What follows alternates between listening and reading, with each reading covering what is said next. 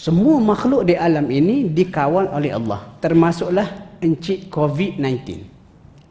Allah kawal dia. Jadi bila Allah kawal dia, kita boleh buat segala persiapan. Contoh kita pakai hand sanitizer, kita pakai face mask. Tetapi tetap Allah kawal dia. Jadi sekarang ni kita kena berbentuk, kita kena berfikiran saintifik. Saintifik mengikut Islam, dia tak ambil, dia tidak menolak kuasa Tuhan. Kita boleh berusaha, tapi usaha kita sekadar, mungkin saya boleh kata 50% sahaja usaha kita. Pakai hand sanitizer, pakai face mask, elakkan tempat-tempat yang crowded. Tetapi kita kena ingat juga, tanpa izin Allah, benda tu, dengan izin Allah benda tu boleh masuk juga. Jadi kita kena lengkapkan kedua sekali. Sebab setengah orang silap juga, dia tak ambil langkah berjaga-jaga, tak basuh tangan. Tak apa, Allah kan maha berkuasa, Allah kawal belaka. Memang, tetapi kita bukan wali Allah. Kita kena ambil langkah berjaga-jaga. Ketika wabak penyakit tersebar di Syam, saya normal dengan para sahabat, kan wali ni, dia dengar apa yang Nabi cakap. Nabi kata, kalau kamu tahu tempat tu ada wabak penyakit, jangan pergi. Kalau dah ada di situ, jangan keluar. Maksudnya langkah berjaga-jaga tetap kena ada. Jadi untuk kita umat Islam supaya lebih saintifik, kita ambil langkah berjaga-jaga, pakai hand sanitizer, pakai face mask, elakkan dan berdoa. Pak doa ni kadang-kadang orang kita ni ujian iman. Dia kata tak ada apa. Okey. Untuk kita doa menghindarkan penyakit COVID-19 ni, kita sama-sama amal. Kita buat hak biasa dah kita buat. Yang pertama, ayat kursi. Ayat kursi tu, lepas sembahyang kita duk baca.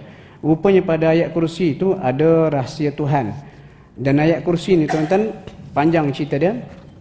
Kenapa ayat kursi ni hebat? Sebab pada satu ayat, surah Al-Baqarah ayat 255. Ayat kursi, satu ayat. Allahu la ilaha illa sampai habis. Ada berapa kali? Ada sebanyak 17 kali pengulangan nama Allah. Allah, ilah, hu, al-hayyu, al-qayyum, la ta'khudhuhu sinatun wa la nawm, lahu ma fis samawati wa ma fil ard, man dhal ladzi yashfa'u indahu illa bi'idnih, sampai habis. Ada 17 kali. Okey, kat mana? Panjang, kita nak pendekkan masa sebelum Isyak. Kat mana nak tekan ataupun nak fokus? Di hujung tu tuan-tuan. Tuan-tuan boleh cek balik terjemahan. Di hujung Allah kata wasi'a kursiyyuhus samawati wal ard. Kursi kerajaan Allah, kehebatan Allah. Kursi ni ada perbincangan dia lah, tapi kita ambil tafsiran mudah. Wasi'a kursiyyuhu, kursi Allah ni wasi'a, meliputi sebesar-besar langit dan juga bumi. Langit dengan bumi ni pun kita tak habis lagi nak berjalan. Tiba-tiba Allah tak kata langit sebesar-besarnya, bumi sebesar-besarnya berada dalam kekuasaan Allah. Lepas tu dia kata wasi'a kursiyyuhus samawati wal ard. Kekuasaan Allah, kerajaan Allah ni meliputi sebesar langit dan bumi.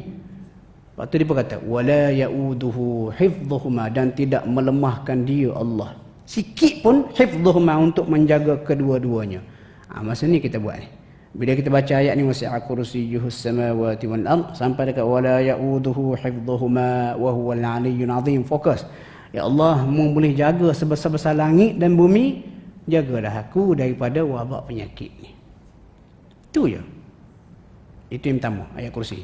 Yang kedua, 3 kul. 3 kul tu qul huwallah, qul a'udzu birabbil falaq sampai an-nas. Yang kedua, sebab masa suntuk, tuan-tuan fokus pada min syarri ma khalaq. Surah Al-Falaq ni Allah Ta'ala turunkan untuk menjadi pendinding kita daripada ancaman fizikal. Surah An-Nas ancaman mental, spiritual, dalaman, setan hak membisikkan al-khannas, tapi biar. Surah Al-Falaq ni nak menyelamatkan kita daripada ancaman fizikal. Allah kata qul a'udzu birabbil falaq. Katakanlah Muhammad, aku mohon perlindungan dengan Tuhan yang memiliki waktu subuh. Sebenarnya falak tu waktu subuh dah makna kedua. Makna pertama, falak ni pecah, belah. Allah kata innallaha faliqul habbi wan nawa. Allah yang faliq, yang memecahkan butir-butir biji menjadi benih. Kita ambil biji durian, kita letak atas tanah, kita siram air. Kalau Tuhan tak pecahkan biji itu lalu keluar jadi pokok, biji itu tak akan pecah. Jadi Allah lah Tuhan satu-satunya yang mampu memecahkan biji jadi benih. Lepas tu Allah tak sebut lagi Falikul Isbahi. Dan Tuhan juga yang Falikul Isbah, yang memecahkan kegelapan malam jadi subuh. Jadi maksud dia apa? Qul a'udzu birabbil falaq, aku mohon perlindungan dengan Tuhan yang memiliki waktu subuh, Tuhan yang satu-satunya berkuasa memecahkan kegelapan malam jadi subuh. Tak ada hak lain. Minta perlindungan dengan Allah daripada apa? Daripada beberapa makhluk yang bahaya. Yang pertama, min syarri ma khalaq, daripada kejahatan makhluk yang dia cipta. COVID-19 dia cipta lah. Semua pun dia cipta. Rimau di hutan, paku karat mungkin kita terpijak, itu semua tu Allah Ta'ala cipta belaka tu. Dan kenapa Allah Ta'ala cipta benda ada unsur kejahatan? Ujian kepada manusia. Lepas tu apa dia, kalau kita lukis surah Al-Falaq tak apa. Min syarri ma khalaq, minta perlindungan daripada kejahatan makhluk-makhluk hak dia cipta, termasuklah COVID-19. Jadi bila kita baca ayat ni, Qul a'udzu birabbil falaq min syarri ma khalaq. Fokus. Ya Allah, aku mohon perlindungan denganmu daripada kejahatan makhluk hak mu cipta. Sekarang ni hak sedang bermaharajalela dengan izin Allah adalah COVID-19. Baca min syarri ma khalaq, min syarri ma khalaq.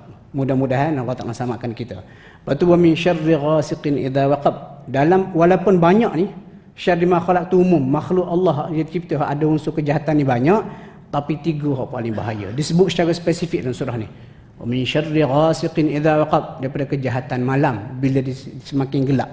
Sebab apa? Banyak benda jahat berlaku tengah malam. Lepas tu wa min syarrin naffatsati fil 'uqad, daripada kejahatan sihir, panjang cerita dia tu.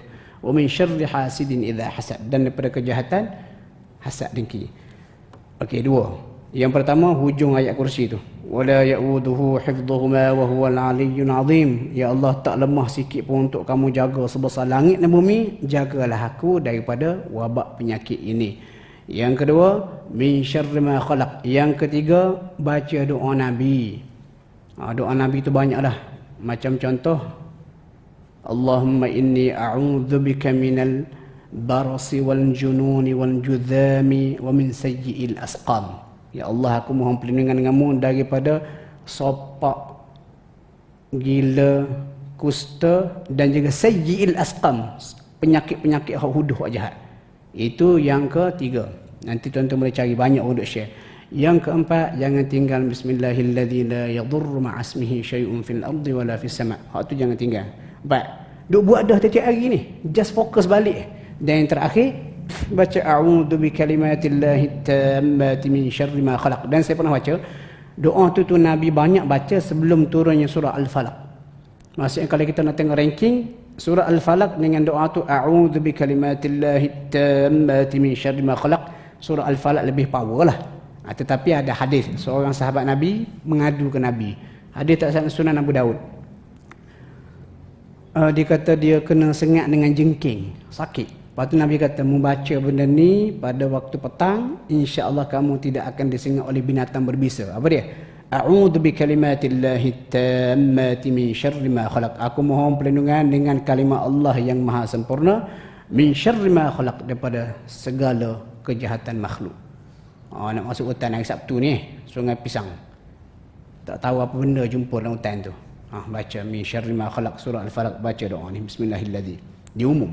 Pendek kata sebenarnya apa hak ditinggalkan oleh Nabi cukup belaka dah. Cuma kita tak terokai dan kita tak appreciate. Jadi tuan-tuan, kesimpulan dia, kita umat Islam perlu saintifik. Kena ambil langkah berjaga-jaga secara fizikal, jaga kebersihan, pakai hand sanitizer ke basuh tangan, pakai face mask, doa pun kena buat. Kalau boleh masuk tengah panas wabak tak habis lagi ni, buatlah hak saya sebut tadi tu setiap kali lepas solat. Allahu a'lam. Mudah-mudahan apa yang kita kongsi pada malam ini dapat memberi manfaat kepada kita semua.